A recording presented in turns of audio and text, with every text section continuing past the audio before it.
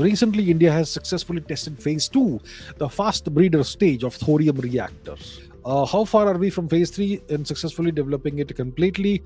Akash Rocks Akash Rocks says, do you see thorium-based power plants in the near future in India? However, scientists cracked the formula to do so, or do we still have a long way to go?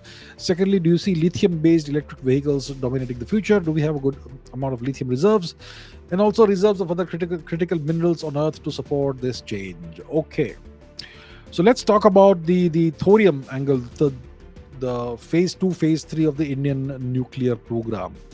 India has successfully tested one thorium reactor, the fast breeder stage thorium reactor. How far are we from entering phase 3, developing successfully? And what is the future of thorium based power plants in India? So, India, as I'm sure most people would know, hopefully, that India has a 3-stage nuclear power program. India has a 3-stage nuclear power program. Which was developed in the 1950s, 1960s, somewhere around that time, by Dr. Homi Bhabha. So this program was designed. It was created. This plan was created to efficiently use India's resources. So India has limited uranium resources. India has to import uranium from other countries, but India has abundant thorium reserves. India has the highest amount of thorium anywhere in the world. Okay, so considering these factors in mind, the limited amount of uranium that we have, and we have to import uranium from outside, and we have so much thorium. So then, considering all of this, the 3-stage program was developed. So the first stage is the pressurized heavy water reactors. Okay, so these reactors use pressurized heavy water, and they use natural uranium as fuel. So the objective of these reactors is to generate electricity and also to produce plutonium 239 as a byproduct. Okay, so in these pressurized water reactors, there heavy water, which is deuterium dioxide. No, it's D2O, deuterium. So D2O is used as the moderator and the coolant. Okay, so that is the first stage, the pressurized heavy water reactors. So these reactors use uranium as natural uranium 238 as the fuel, and some of these uranium atoms absorb neutrons and they get converted into plutonium 239. 238 plus 1 is 239, and they generate electricity and also simultaneously generate plutonium in the spent fuel. So that is the first stage.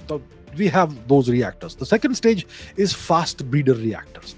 So in fast breeder reactors, you are using mixed oxide fuel, which is a blend of the plutonium 239 and the natural uranium.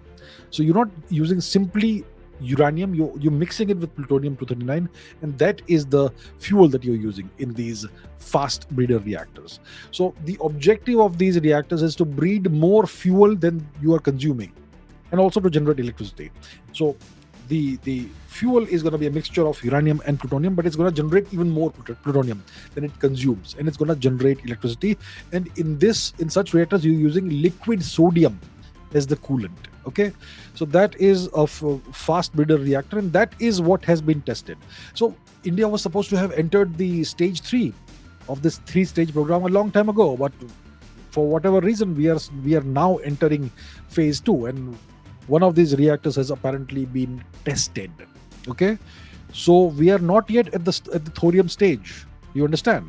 We are still at the plutonium stage. We are now building fast breeder reactors that use a mixture of uranium and plutonium, that fuel, to generate more plutonium and also generate electricity. That's where we are. The third stage is where you have advanced heavy water reactors, and you're using thorium to breed uranium, which is fissile and which can be used as a fuel.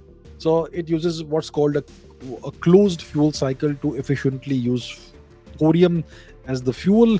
Thorium is not fissile, but it can absorb neutrons and it becomes uranium, which is fissile. So in the reactor, thorium is TH232. It absorbs neutrons, it becomes TH233, then it undergoes a beta decay, then it subsequently decays to uranium-233. And this uranium can be used as a fuel, it can sustain the reactor's operation and ensure a continuous fuel supply. So that is the 3-stage program. We are still at stage 2, which is not yet the thorium reactors. Okay, so The deal is that India has the world's largest reserves of thorium, which makes it a very attractive resource for long-term energy security for India. So this three-stage program, its objective is to reduce dependence on imported uranium and to leverage domestic resources, which is thorium, and so on and so forth. So that is the deal. So that is where we are. The first stage has already been successfully implemented with numerous pressurized heavy water reactors which are operational in various parts of India. They're generating electricity. They're also generating plutonium, which is great. Okay. Stage 2, we are entering stage 2 now, and we have to demonstrate the viability of the Indian fast breeder reactor technology. Okay.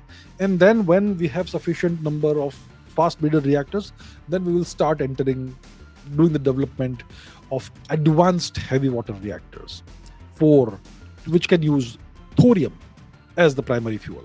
So that is where we are, and that's the deal.